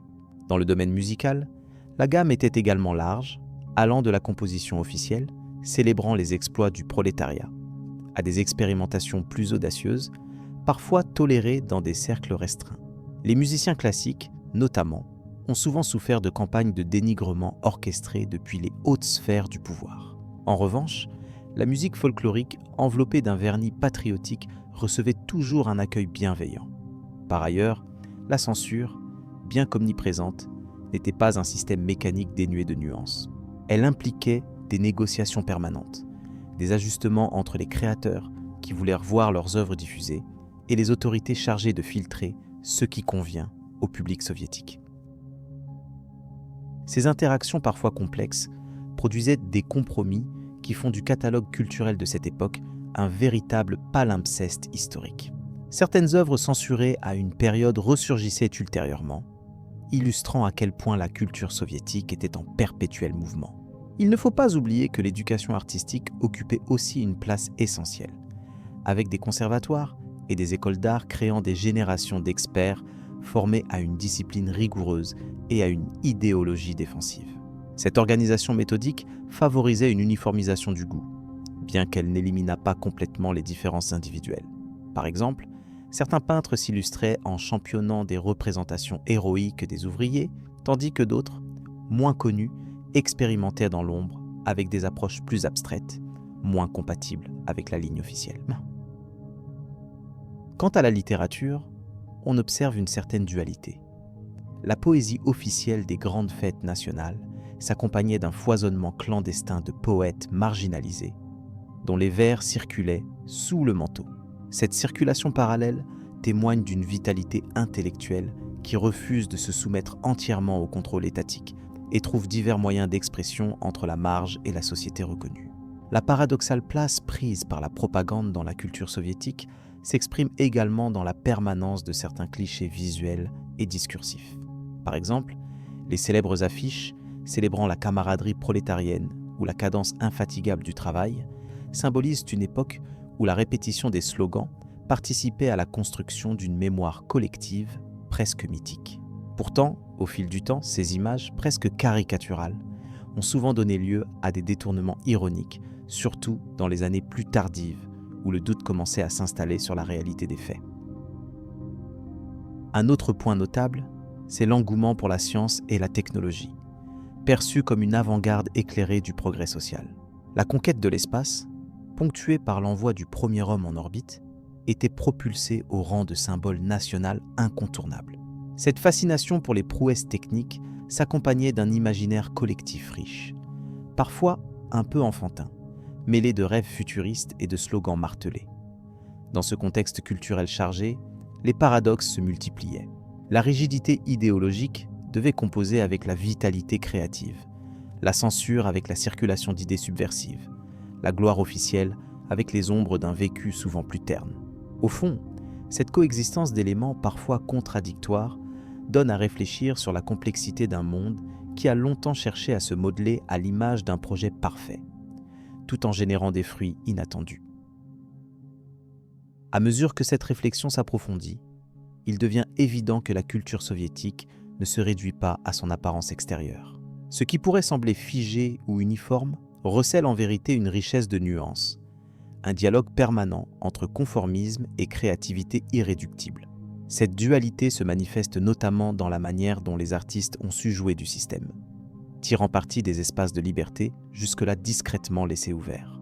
L'impact de cette dynamique se prolonge encore aujourd'hui, à travers la réévaluation historique des œuvres, la nostalgie parfois teintée d'ironie que certains éprouvent pour cette période pas si lointaine, ainsi que les débats sur l'importance réelle ou supposée du rôle de l'art dans la société soviétique. Le regard contemporané pèse autant sur les réussites que sur les limites et contradictions de cette époque. Ainsi, ce moment historique offre une occasion unique d'examiner comment un système politique peut influencer, façonner, mais aussi involontairement stimuler la création artistique. Le parcours des artistes soviétiques sert de miroir pour mieux comprendre les tensions entre pouvoir et imagination, information et censure, uniformité et diversité. En conclusion tranquille, il est possible d'embrasser cette histoire avec un certain amusement doux amer, reconnaissant le sérieux dans l'absurde et la beauté dans le contrôlé. Cette capacité à entretenir les paradoxes, loin de diminuer la culture soviétique, en révèle la profondeur et l'importance comme témoin d'une ère pleine de contradictions. Et comme toute histoire, cette réflexion invite à poursuivre l'exploration au-delà du domaine culturel, pour se diriger vers les sphères politiques et sociales où se sont joués les derniers actes d'un drame long de plus de 70 ans. Les mouvements, les luttes et surtout les transformations qui ont marqué la fin de cette période méritent encore notre attention calme et réfléchie. La vie sous Brejnev. La période sous Léonide. Brejnev est souvent décrite comme une ère de stabilité apparente, où la société soviétique semblait trouver un certain équilibre après les tumultes des décennies précédentes. Cette stabilité, parfois qualifiée de stagnation, se traduisait par un rythme de vie où les changements brusques étaient rares et où la routine quotidienne devenait la norme. Les clichés populaires de cette époque évoquent des files d'attente au magasin, des appartements meublés avec goût soviétique et une atmosphère où rien ne semblait vraiment bouger, mais tout fonctionnait d'une manière étrange et rassurante. Les clichés n'existent jamais sans fondement. On imagine aisément le portrait d'un citoyen type, fidèle à son travail dans une usine ou un bureau gouvernemental, se levant tôt avec le fidèle réveil mécanique, chaussant ses pantoufles confortables, prêt à affronter une journée ponctuée de rituels, bien établis. L'énergie de la population était souvent canalisée dans des activités collectives, que ce soit dans les fameuses cours orties pour retrouver la santé ou dans les clubs de danse et de poésie où les idéaux communs scellaient un sentiment d'appartenance. Tout cela contribuait à tisser une toile de liens sociaux qui, malgré la monotonie, rassurait et enveloppait chacun d'un voile de certitude. L'image de Brejnev lui-même véhicule un symbole puissant de cette paix intérieure. Sa barbe légèrement grisonnante, ses médailles nombreuses et sa posture immuable incarnaient un leadership lent mais sûr. Sous sa direction, le pays disposait d'un visage qui semblait apaisé et fier, même si, dans les coulisses, des problèmes économiques et sociaux commençaient à s'accumuler lentement, à l'image d'une horloge dont les rouages grinçaient sous la pression du temps. Ces tensions, bien qu'elles fussent connues des spécialistes, restaient rarement au premier plan d'un discours officiel truffé d'optimisme prudent et de slogans martelés. La vie quotidienne témoignait d'une économie centralisée où les ressources étaient réparties selon des plans quinquennaux, ces fameuses feuilles de route rarement respectées à la lettre, mais toujours présentées comme un gage de progrès assuré. La publicité, assez inexistante dans son sens occidental, n'empêchait pas la propagation des messages et des images où l'industrie lourde et l'agriculture collective étaient glorifiées. Ces images, parfois dignes d'une fresque antique, peignaient une Russie forte, travailleuse et unie, prête à affronter tous les défis, même si parfois cela ressemblait plus à une épopée soviéto-comique qu'à une réalité vécue. Il ne faut pas oublier la place de la culture populaire, qui formait un contrepoint intéressant à ce tableau institutionnel. Les chansons populaires, souvent chantées lors des rassemblements ou au coin du feu, mêlaient patriotes sincères et une ironie à peine voilée sur la dureté des conditions. Les films, bien que soumis à la censure, réussissaient parfois à glisser des critiques subtiles, à travers des dialogues sibyllins ou des situations qui paraissaient anodines. Ce jeu du chat et de la souris entre artistes et censeurs engageait une forme d'intelligence partagée, où le spectateur averti captait ses clins d'œil avec une complicité bienveillante. L'essor de la science et de la technologie, sous l'égide du parti, entravait également cette ambiance particulière. Les exploits spatiaux, comme l'envoi d'un homme dans l'espace, étaient brandis comme des trophées indiscutables, symboles d'une supériorité certaine. En parallèle, les laboratoires et instituts de recherche œuvraient dans une opacité mystérieuse, mélangeant véritable innovation et projets farfelus, parfois grandioses, parfois grotesques. Cette dualité nourrissait un imaginaire collectif où le sérieux et l'absurde se côtoyaient, et où la frontière entre rêve soviétique et réalité pouvait sembler floue. Il est intéressant aussi de noter la lenteur presque mécanique qui semblait s'abattre sur les décisions politiques. Les réunions interminables du Politburo, bien que secrètes, étaient souvent décrites dans les mémoires comme des occasions de palabres interminables, autour d'une quantité souvent invraisemblable de papier, dans un ordre et une formalité qui évoquaient une bureaucratie autant théâtrale que fonctionnelle. Cette inertie paraissait assurer une gestion prudente, mais elle contribuait aussi au retard accumulé dans la modernisation du pays, faute de réponse rapide aux transformations du monde. L'esprit officiel oscillait entre fierté indéfectible et une vision un peu figée du passé et du futur. Les propagandes vantant les réussites du socialisme s'appuyaient sur des chiffres et des faits soigneusement sélectionnés, qui souvent exagéraient les succès ou minimisaient les difficultés. Ainsi, la vie sous Brejnev apparaissait comme un tableau où, derrière l'apparente sérénité, se cachait une complexité faite de contradictions silencieuses, de rêves inaboutis et d'humour souvent involontaire. Cette atmosphère particulière, presque cotonneuse, enveloppait le pays comme un long jour d'été qui ne voulait pas vraiment se terminer. La présence constante d'une police secrète toujours attentive ajoutait une dimension supplémentaire à ce tableau. Presque invisible, elle maintenait une discipline tout en laissant les citoyens naviguer dans une mer d'informations strictement contrôlées. Ce climat de surveillance intermittente créait un paradoxe où la méfiance s'installait, mais où la vie sociale continuait, rythmée par les cérémonies et les célébrations, où le patriotisme devenait une chorégraphie bien huilée. La peur sous-jacente se noyait dans cette routine où chaque geste semblait codifié mais familier. Dans cette réalité, des objets du quotidien prenaient des significations presque mythologiques. Le célèbre samovar, par exemple, symbole d'une convivialité immuable, trônait sur les tables des familles, tout en offrant un rituel rassurant.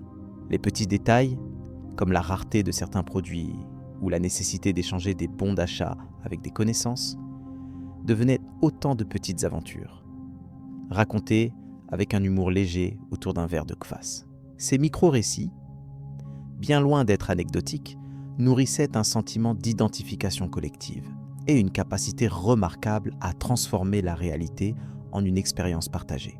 En dépit des difficultés et parfois d'une acceptation relative de la monotonie, certains moments festifs ponctuaient la vie, comme les célébrations du 1er mai ou les anniversaires glorieux de la Révolution d'octobre. Ces événements, souvent ponctués de discours enflammés, invités prestigieux et défilés colorés, étaient autant d'occasions d'affirmer l'unité nationale et d'effacer temporairement les doutes. La répétition de ces fêtes créait une sorte de rythme social, où chacun trouvait une place, même si derrière les sourires se cachait parfois une certaine lassitude, ou un humour discret sur le même éternel spectacle. Le sport occupait aussi une place à part, mêlant compétition acharnée et propagande. Les exploits des athlètes soviétiques aux Jeux olympiques servirent de preuve tangible de la vitalité du régime, bien que parfois l'exagération des résultats prêtât à sourire.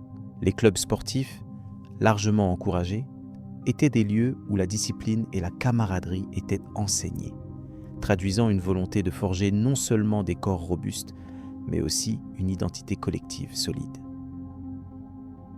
Cette emphase sur la performance était parallèle à une recherche constante de reconnaissance extérieure, qui contrastait avec un isolement culturel relatif. La musique et la littérature officielle poursuivaient cette fonction, proposant des œuvres qui soulignaient les valeurs socialistes en évitant soigneusement les remises en question trop profondes.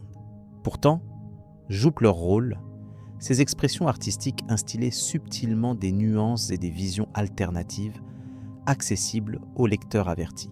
Ainsi, le monde culturel devenait un terrain de jeu délicat, où se côtoyaient conformité et discrète subversion, faisant de la création un espace pour maintenir la flamme du questionnement, même à bas bruit. La question des relations internationales ajoutait une autre couche à cette époque. La guerre froide continuait de rythmer les discours et les relations diplomatiques. La coexistence pacifique, concept clé de cette période, se traduisait souvent par une rivalité sourde avec l'Occident, marquée autant par les négociations que par les démonstrations de force. Cette dualité créait un climat où la prudence régnait, conscient des risques mais aussi déterminé à faire perdurer un modèle perçu comme digne et viable, malgré ses limites croissantes. Cette vigilance exacerbée contribuait au sentiment général que rien ne devait venir troubler l'équilibre précaire. Il convient aussi de mentionner les progrès dans l'éducation et la santé, qui restaient des priorités affichées du régime. L'alphabétisation massive et l'accès aux soins, même limités, constituaient des avancées concrètes, souvent mises en avant dans les rapports officiels.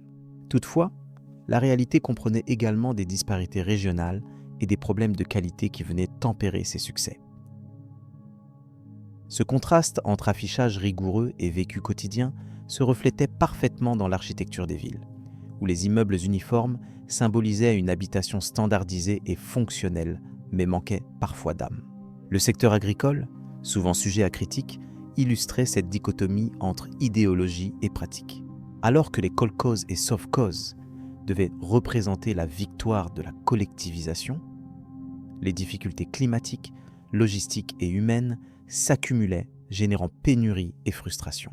Ces réalités, bien que largement occultées dans les médias officiels, faisaient partie du vécu quotidien des citoyens et alimentaient un folklore populaire riche en anecdotes et en jeux de mots, témoignant d'une résilience remarquable face à l'adversité. Parmi les éléments les plus marquants, la bureaucratie soviétique se présentait souvent comme une machine à la fois impressionnante et absurde. Les formulaires en double exemplaire, les rendez-vous improbables, les échanges de documents inutiles étaient autant de pratiques qui semblaient prolonger à l'infini les procédures, rendant parfois une simple demande de réservation ou d'autorisation en une aventure épique. Ce fonctionnement, bien que lent, assurait une maîtrise idéologique stricte, contribuant à la stabilité, mais au prix d'une efficacité souvent discutable et d'un sentiment d'usure graduelle. Les médias, pour leur part, formaient un espace où l'information était soigneusement filtrée et orientée. Les journaux, la radio et la télévision proposaient un flux continu de nouvelles positives, de reportages sur les succès et sur la fraternité des peuples. Mais la liberté d'expression restait étroitement surveillée. Cette limitation, loin d'éteindre totalement la curiosité, alimentait parfois la créativité de ceux qui, par d'autres moyens, cherchaient à contourner ou à pallier l'absence d'informations complètes. Cette oscillation entre contrôle et innovation modeste caractérisait le paysage médiatique du temps. On ne peut oublier, enfin, le rôle des symboles et des rituels dans cette époque. Le marteau et la faucille, les étoiles rouges, les portraits de Lénine et bien sûr celui de Brejnev guettaient les esprits et rythmaient l'espace public. Ces images, omniprésentes, transmettaient une identité collective forte, mais aussi une dimension presque théâtrale dans leur perpétuelle répétition. Cette mise en scène militante s'inscrivait dans une stratégie visant à maintenir l'unité et l'adhésion, même lorsque les certitudes commençaient à vaciller, accueillant parfois un humour discret, une divertissante ironie silencieuse. Cette période, dans son paradoxe, apparaît ainsi comme un long souffle, où se conjuguent grandeur officielle, lenteur fatiguée et un humour subtil qui délace les esprits. Cette atmosphère propice à la rêverie se poursuit comme une toile de fond sur laquelle s'inscrivent les histoires individuelles, les espoirs et les travers de toute une époque. Elle invite à une réflexion en demi-teinte, où la fierté se mêle à la nostalgie, et où le lent crépuscule de l'Union soviétique prépare, en douce, le terrain aux bouleversements à venir, auxquels nous allons maintenant doucement nous intéresser. Les années de Gorbatchev et la perestroïka. La perestroïka, terme russe signifiant littéralement restructuration, visa à réviser les mécanismes économiques et politiques pour injecter une dynamique nouvelle. Cependant, cette tentative ne se fit pas sans heurts. La volonté de passer d'une économie planifiée rigide à un modèle plus flexible provoqua des incohérences parfois comiques dans la gestion quotidienne. Des usines autrefois privilégiées dans la planification centrale se trouvèrent subitement devant l'impératif de rendre des comptes à des entités locales moins préparées à ces responsabilités nouvelles. Les managers, souvent formés à obéir aux consignes plutôt qu'à innover, se retrouvèrent dans des situations propres à susciter un doux sourire à la postérité. Parallèlement, la glasnost, ou transparence, apporta un souffle inattendu en permettant des critiques et des débats jusqu'ici impensables au sein de la société soviétique. Ce concept, introduit dès 1985, encouragea une parole plus libre sur des sujets longtemps tabous, dévoilant au grand jour les dysfonctionnements et les failles multiples, mais aussi les succès méconnus.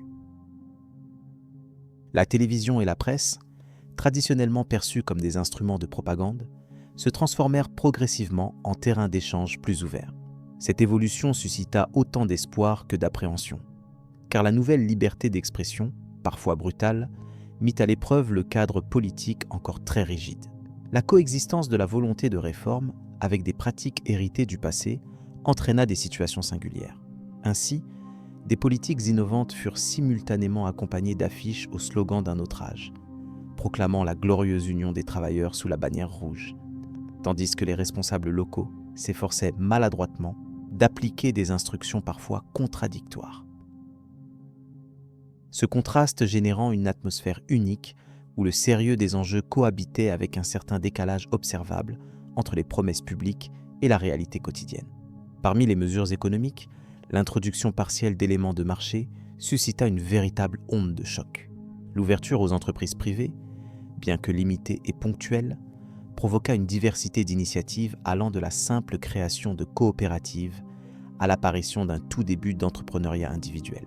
Cette évolution porta une dynamique nouvelle, tout en dévoilant des limites évidentes liées à la complexité d'un système jusqu'alors rigoureusement centralisé.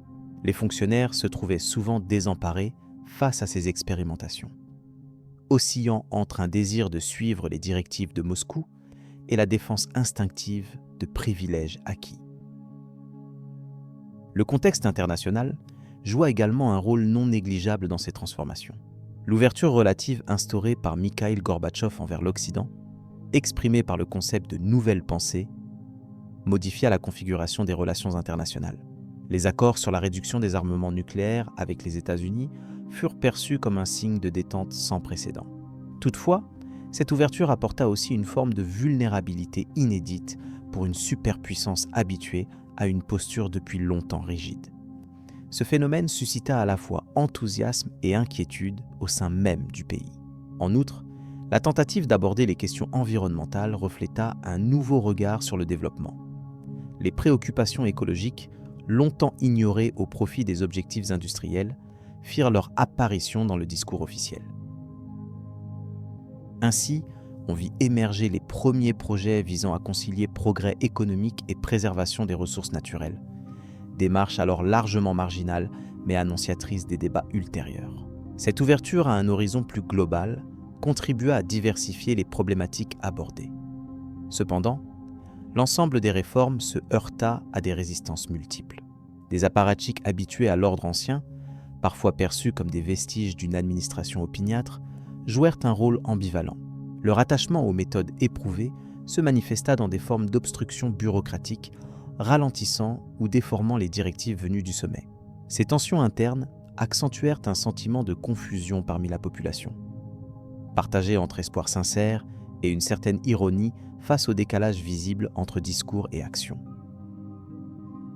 L'expression culturelle connut aussi un renouveau contrasté.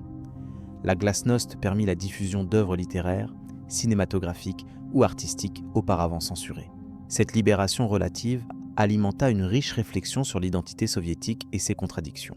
On put découvrir des fictions abordant les traumatismes historiques sous un angle inédit, ainsi que des satires surgissant au grand jour, témoignant d'un humour parfois grinçant. Ces manifestations artistiques, tout en étant un outil de critique, renforcèrent le sentiment d'un changement profond en cours. Paradoxalement, cette période fut aussi marquée par des épisodes d'absurdité bureaucratique qui pourraient sembler propres à une comédie sociale. Par exemple, certaines administrations locales reçurent l'ordre simultané de promouvoir l'innovation économique et de respecter à la lettre des directives contradictoires issues de plusieurs ministères. Ces situations provoquèrent des réunions absurdes, des circulaires interminables à caractère souvent redondant et un épuisement certain des agents chargés de leur mise en œuvre. Ce phénomène illustre la difficulté du changement dans un système encore hanté par ses habitudes passées. La politique intérieure fut bouleversée par la tentative d'instaurer des mécanismes démocratiques plus larges. L'introduction des élections au suffrage universel, pour certains postes, permit d'observer un embryon de pluralisme politique. Ce mouvement ne fut pas sans tension ni controverse, car il remettait en question des certitudes antérieures et poser la question du rôle et de l'avenir du Parti communiste. Ces évolutions introduisirent un climat d'incertitude, mais aussi d'opportunités nouvelles, contribuant à une atmosphère mélangeant sérieux débat et curiosité attentive. Parmi les mesures les plus symboliques figure l'abolition de la censure stricte, donnant aux citoyens l'accès à une information plus diversifiée, bien que parfois confuse. Cette extension de la liberté d'expression transforma le paysage médiatique et encouragea des débats publics, jusque-là quasi inexistants. Toutefois, cette transition vers une société de l'information plus ouverte s'accompagna de la circulation de rumeurs, d'exagérations, mais aussi d'une créativité nouvelle dans la manière de transmettre des idées. Vers la fin des années 1990, les effets combinés de ces transformations multiples participèrent à une remise en question globale du modèle soviétique. L'économie montra des signes de faiblesse accrus, et les tensions nationales internes se manifestèrent avec plus d'intensité. Les réformes apparurent comme incomplètes, péniblement mises en œuvre dans un contexte de crise. La coexistence d'une volonté de changement sincère avec les inerties historiques entraîna une dynamique tout à fait originale, mêlant progrès inattendus et retour d'expériences répétés. Le moment où Mikhaïl Gorbatchev prit conscience des limites de son projet correspond à l'émergence de mouvements politiques régionaux affirmant des identités jusqu'alors réprimées. Des républiques soviétiques déclarèrent leur souveraineté et entamèrent un processus menant, en 1991, au démantèlement formel de l'Union. Cette évolution, bien que dramatique, reflète la complexité d'une expérience historique tentant de conjuguer unité et diversité dans un contexte de mutation profonde. Ainsi, les années de Gorbatchev et la perestroïka symbolisent une phase d'espoir, d'expérimentation et parfois d'absurdité dans l'histoire soviétique. L'ambition de réformer de l'intérieur un système colossal aboutit à des conséquences paradoxales où la grandeur affichée se mêlait à des difficultés tangibles. Cette période reste un témoignage précieux de la tentative de transformation d'une société sous des contraintes exceptionnelles, où chaque avancée comportait son lot d'imprévus et d'impasses. En somme, cette époque fascinante invite à une réflexion nuancée sur la dynamique du changement. La perestroïka ne fut ni un succès éclatant, ni un échec total, mais un moment suspendu dans l'histoire. Une sorte de parenthèse où s'entrechoquaient idéaux, pratiques et contradictions. Cette consolidation progressive des événements ouvre naturellement la porte à la suite du récit, où seront explorées les dernières années de cette transformation, riches en rebondissements et en décisions au retentissement historique, le déclin et la chute de l'Union soviétique. Dans cette atmosphère, où l'optimisme politique se raréfie, l'arrivée au pouvoir de Mikhaïl Gorbatchev marque un tournant. Ces concepts de glasnost et perestroïka illustrent une tentative apparemment sincère, mais subtilement maladroite de réformer le système de l'intérieur. Le terme glasnost, ou transparence, introduit une ouverture inattendue dans un régime traditionnellement secret, ce qui déstabilise autant les élites que les citoyens. La perestroïka, destinée à restructurer l'économie, ne parvient pas réellement à enrayer la chute de la productivité ni à améliorer le bien-être matériel. En fait, ces réformes, tout en révélant au grand jour les failles du système, créent une sorte de chaos organisé où chacun hésite à saisir la nouvelle réalité. Parallèlement, la montée des nationalismes au sein des républiques soviétiques annonce une fracture irréversible. Les anciennes républiques, longtemps unies sous l'emblème rouge, commencent à réclamer autonomie et indépendance avec une vigueur nouvelle. La coexistence de ces volontés de séparation avec le discours officiel de fraternité socialiste produit une dissonance étonnante, au point que les festivités traditionnelles autour des dates commémoratives deviennent des occasions de manifeste plus que de célébration. Ajoutons à ce tableau un accès au divertissement occidental qui, par le disque vinyle, la cassette ou la télévision par satellite, introduit chez les citoyens une curiosité contagieuse pour des modes de vie étrangers et souvent très différents du modèle soviétique. Dans ce contexte de flottement, les institutions semblent démunies face à une crise multifactorielle. La bureaucratie tentant de garder son rang se heurte à une population qui perd confiance dans les promesses passées. Il est d'ailleurs assez fascinant d'observer que certains symboles du pouvoir, autrefois empreints de gravité, deviennent objets de moquerie ou de sarcasme complice. Par exemple, Les célèbres files d'attente devant les magasins sont tour à tour répétés dans des anecdotes humoristiques et les slogans simplistes de propagande qui ornaient les murs se transforment en répliques ironisées dans la bouche des citadins. Ces transformations du langage courant et des comportements sociaux traduisent une volonté inconsciente de dédramatiser la réalité. Les années 90 s'ouvrent donc sur le déclin visible de l'Union soviétique. Une chute que certains qualifient d'inévitable, tandis que d'autres demeurent abasourdis par sa rapidité. L'épisode raté du putsch d'août 1995 incarne ce moment où la tentative de restaurer l'ordre traditionnel se heurte brutalement à la force des nouvelles dynamiques politiques et sociales. Ce putsch, qui devait restaurer la confiance en un régime menacé, échoue finalement à cause du manque de cohésion entre les conspirateurs et du réveil populaire inattendu.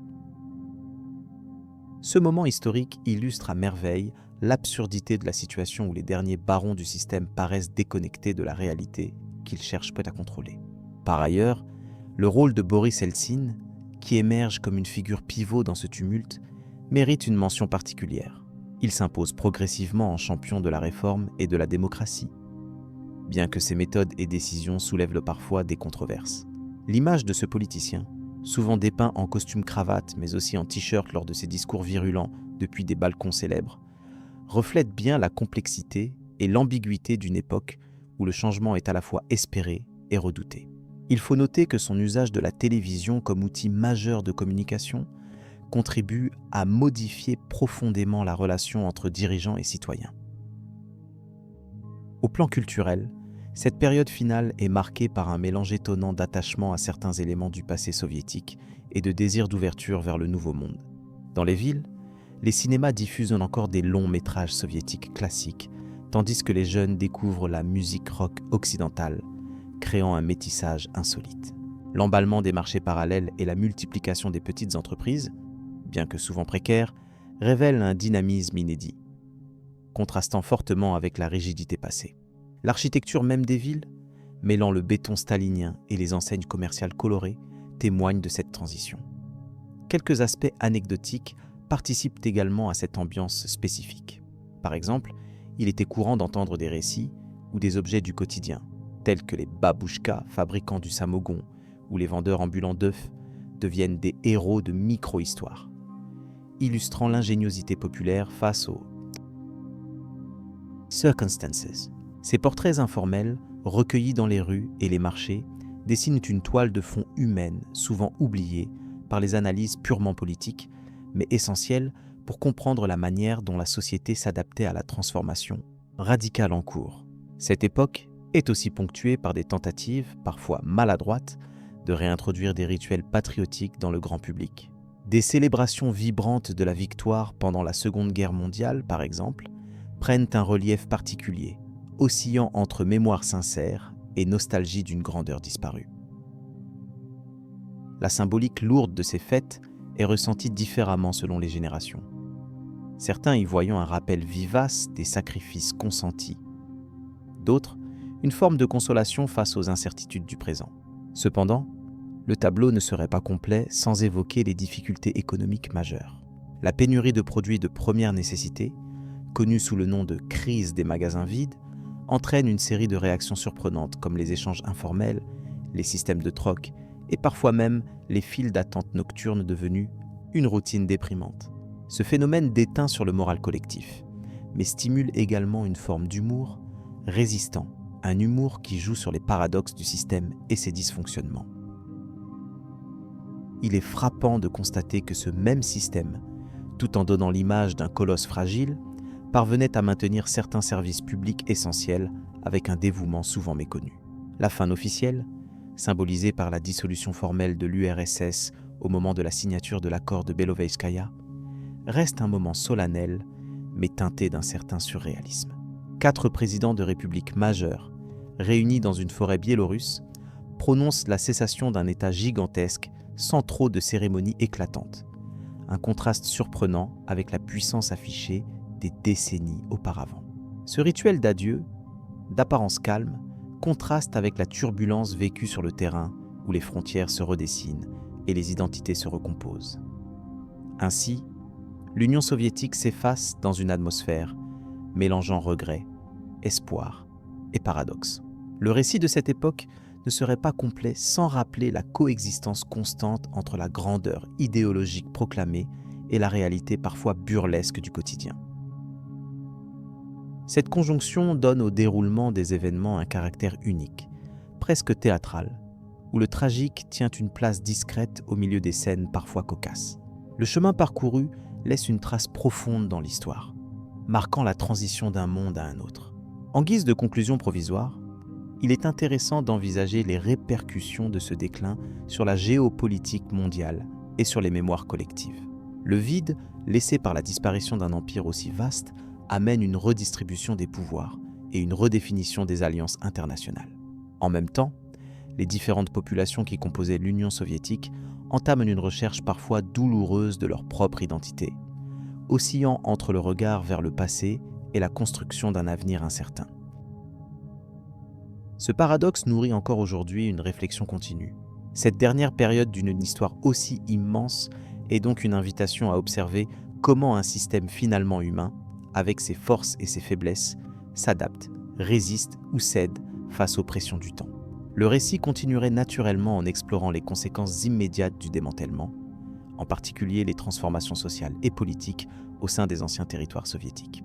Ces évolutions, riches en contradictions, ouvriront la voie à de nouvelles histoires à découvrir et à comprendre dans le détail de la prochaine étape. Héritage et légende du Grand Empire. L'héritage de l'Union soviétique demeure un vaste paysage tissé de mémoires contradictoires, mêlant souvenirs idéalisés et récits empreints d'une douce nostalgie, souvent parée d'une silhouette caricaturale. Cette époque, marquée par l'intensité d'un projet politique colossal et la complexité d'une société articulée autour d'idéaux ambitieux, continue de hanter les consciences collectives, offrant une riche source de réflexion où le sérieux historique flirte avec l'absurde assumé. Le souvenir du Grand Empire rouge s'impose donc comme une mosaïque où se confrontent le mythe et la réalité, deux forces opposées qui forgent la légende soviétique. L'URSS, depuis sa naissance révolutionnaire en 1917, a incarné un rêve d'extrême transformation sociale. Ce moment fondateur, chargé d'espoir et de chaos, a planté les graines d'une société singulièrement organisée. La révolution fut non seulement un bouleversement politique, mais aussi une invitation à une refonte totale du monde connu, à une promesse d'une égalité radicale et d'une industrie tout aussi imposante que le gigantisme territorial. La machine étatique, au rouage complexe, a rationalisé chaque aspect de la vie, créant une réalité où la propagande et les symboles imprégnaient tous les instants ordinaires.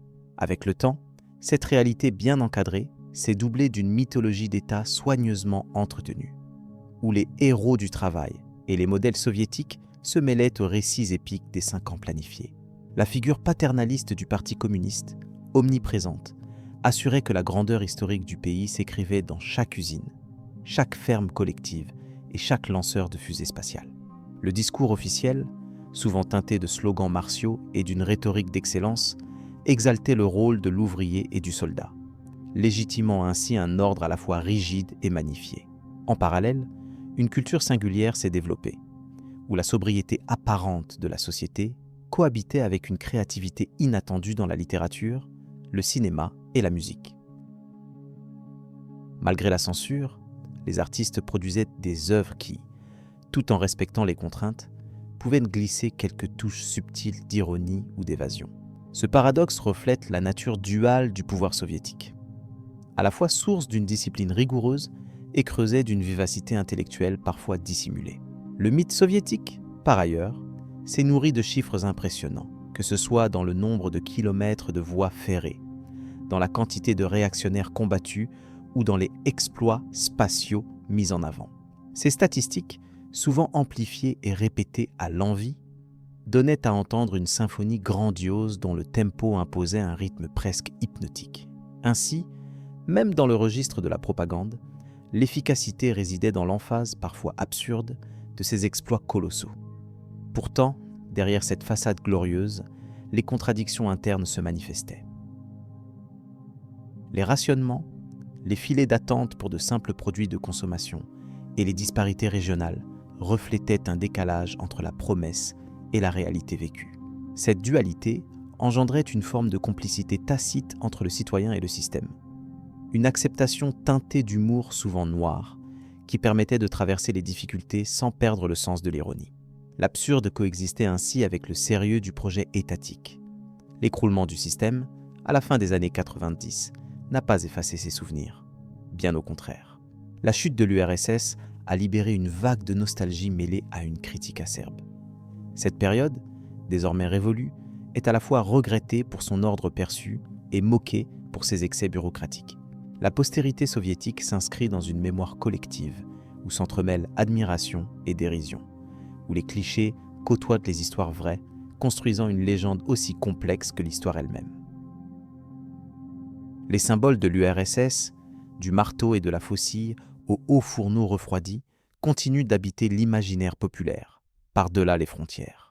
Ils éveillent des récits qui oscillent entre le respect et la caricature, donnant matière à une réflexion sur le pouvoir des symboles et la manière dont une époque peut se figer dans une image presque mythique. Cette fixation nourrit une curiosité durable, parfois teintée de douceur mélancolique face à un temps révolu. Les vestiges matériels, eux aussi, racontent une histoire multiple. Les immeubles imposants, les statues émoussées par le temps, les affiches décolorées portent la trace d'une époque où la grandeur se voulait inaltérable. Parcourir ces lieux devient une expérience où l'on perçoit justement ce lien entre la réalité concrète et la projection idéalisée. Un espace où s'entrelacent les forces contradictoires d'un héritage ambivalent. Cette postérité culturelle s'exprime aussi dans les médias, les films et la littérature contemporaine, qui revisitent sans cesse le siècle soviétique avec une distance faite d'ironie et de tendresse. Le regard posé sur cette période joue souvent sur la réinterprétation ludique de faits historiques sérieux, invitant à méditer sur la construction des grands récits nationaux et sur la manière dont le passé se déforme pour devenir une source d'amusement ou d'émerveillement. Loin d'être figée, cette mémoire évolue au fil des décennies, oscillant entre un retour à un temps perçu comme plus simple et une conscience accrue de ses enjeux politiques et sociaux complexes. Le dialogue entre générations, souvent divergentes dans leur appréciation de l'URSS, nourrit ainsi un débat vivant où se confrontent expériences vécues et représentations fantasmées, témoignant de la richesse et de la difficulté de cet héritage. Ce parcours nous invite à réfléchir sur l'importance de la mémoire collective dans la construction des identités contemporaines, où chaque récit s'incorpore dans une trame plus large faite de tensions et d'apaisement. L'URSS, dans son extraordinaire déploiement, a laissé une empreinte indélébile, à la fois fascinante et déroutante, objet d'étude pour historiens comme pour rêveurs nostalgiques.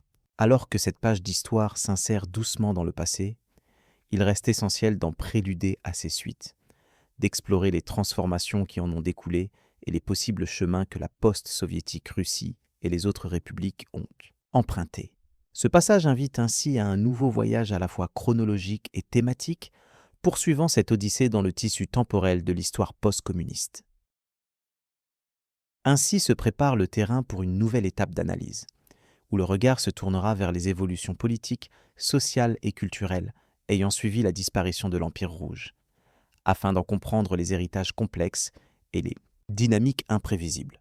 Le récit se poursuit dans un souffle continu, prêt pour une exploration plus approfondie des nouveaux mondes nés des cendres de l'ancien.